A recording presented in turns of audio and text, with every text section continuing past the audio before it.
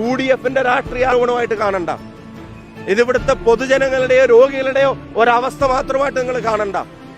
ഒരു കറകളഞ്ഞ സഖാവിന് പോലും ന്യായീകരിക്കാനോ പിടിച്ചു നിൽക്കാനോ കഴിയാത്ത തരത്തിൽ കേരളത്തിന്റെ ആരോഗ്യരംഗത്തിന്റെ തകർച്ചയാണ് ഡോക്ടർ ഹാരിസിന്റെ ഫേസ്ബുക്ക് പോസ്റ്റ് എന്ന് പറയാതിരിക്കാൻ കഴിയില്ല. പോരാളി ഷാജി പോലും പറയാത്ത വാചകങ്ങളിലൂടെ LDFന്റെ പരാജയത്തെ, CPMന്റെ പരാജയത്തെ ന്യായീകരിക്കാൻ ശ്രമിച്ച അത്രയും സഖാവായിട്ടുള്ള ഒരാൾക്ക് ഈ ഗവൺമെന്റ് ഉണ്ടാക്കിയ ഗതികേടായിരുന്നു ആദ്യത്തെ ഫേസ്ബുക്ക് പോസ്റ്റ്. അതിനെതിരായിട്ടുള്ള ഗവൺമെന്റിന്റെ പ്രതികരണത്തിൽ നിന്നുണ്ടായ നിരാശയിൽ നിന്നാണ് ആ പോസ്റ്റ് പിൻവലിച്ച് അദ്ദേഹം ഇട്ട ഫേസ്ബുക്ക് കുറിപ്പിൽ അവസാനം പറയുന്ന വാചകം ജീവിച്ചിരുന്നിട്ട് എന്താ കാര്യമെന്ന്.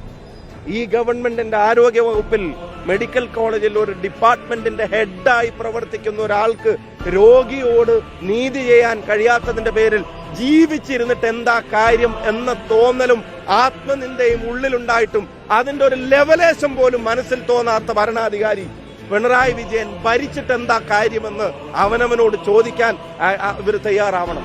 ആ ഡോക്ടർക്ക് തോന്നിയ ആത്മനിന്ദയുടെ കുറച്ചെങ്കിലും കേരളത്തിന്റെ ആരോഗ്യ വകുപ്പ് മന്ത്രിക്ക് തോന്നണം.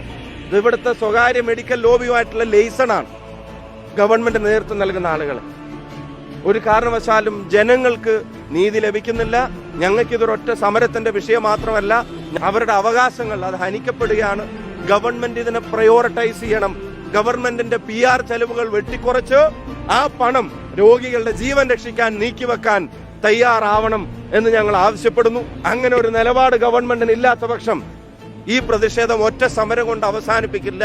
ഇവിടുത്തെ സാധാരണക്കാർക്കൊപ്പം അടിയുറച്ച് കോൺഗ്രസ് പാർട്ടി ഉണ്ടാവും. അവർക്ക് വേണ്ടി ഈ പോരാട്ടം ഞങ്ങൾ മുന്നോട്ട് കൊണ്ടുപോകും. മരുന്നിന് വന്നവനോട് നോട്ട് അവൈലബിൾ പുറത്തുനിന്ന് വാങ്ങാൻ പറയാം. സ്കാനിങ്ങിന് വന്നപ്പോൾ നമ്മൾ ഈ നിൽക്കുന്ന കോഴിക്കോട്ടെ മെഡിക്കൽ കോളേജിൽ 5 MRI സ്കാനിങ് യൂണിറ്റുകൾ പ്രവർത്തിക്കുന്നില്ല. ആകെ ഒരു KHRWS ഉണ്ട്. അവിടെയാണെങ്കിൽ തിരക്ക് കാരണം ആളുകൾക്ക് സ്ലോട്ടും കിട്ടുന്നില്ല. ഇൻഷുറൻസുമായിട്ട് ബന്ധപ്പെട്ട ആളുകൾക്ക് ആർക്കും അതിന്റെ ആനുകൂല്യങ്ങൾ കിട്ടുന്നില്ല. ഇവിടെ പണമില്ലാത്ത സാധാരണക്കാർ ചികിത്സയ്ക്ക് വേണ്ടി വരുമ്പോൾ അവനോട് ഇല്ലാന്നും പുറത്തു പൊക്കോളൂന്ന് മാത്രം പറയാനായിട്ട് തുറന്നു വെക്കുന്ന ഒരു തലത്തിലേക്ക് മെഡിക്കൽ കോളേജുകളെ പോലും മതപ്പതിപ്പിക്കുന്ന ഒരു അവസ്ഥയാണുള്ളത്. പരിപൂർണമായ തകർച്ച കേരളത്തിന്റെ ആരോഗ്യ രംഗം നേരിടുകയാണ്.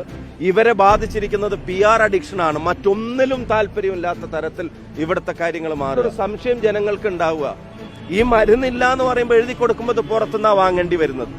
ഒരു സർജറിക്ക് സ്ലോട്ട് കൊടുക്കാതിരിക്കുമ്പോൾ പിന്നെ ഇത് സ്വകാര്യ ആശുപത്രിയിൽ പോയിട്ടാണ് ചെയ്യേണ്ടി വരുന്നത്. ഒരു സ്കാനിങ് സർക്കാർ നിരക്കിൽ ഇതിനകത്ത് ചെയ്യാൻ പറ്റുന്നില്ലെങ്കിൽ പിന്നെ അത് സ്വകാര്യ ലാബുകളിലാണ് ചെയ്യേണ്ടത്. സർക്കാരുമായി ബന്ധപ്പെട്ടവർക്കോ മന്ത്രിസഭയിലുള്ളവർക്കോ ഇവിടുത്തെ സ്വകാര്യ മെഡിക്കൽ ലോബിയായിട്ട് വേറെ ഏതെങ്കിലും തരത്തിലുള്ള ലൈസൺ ഉണ്ടോ?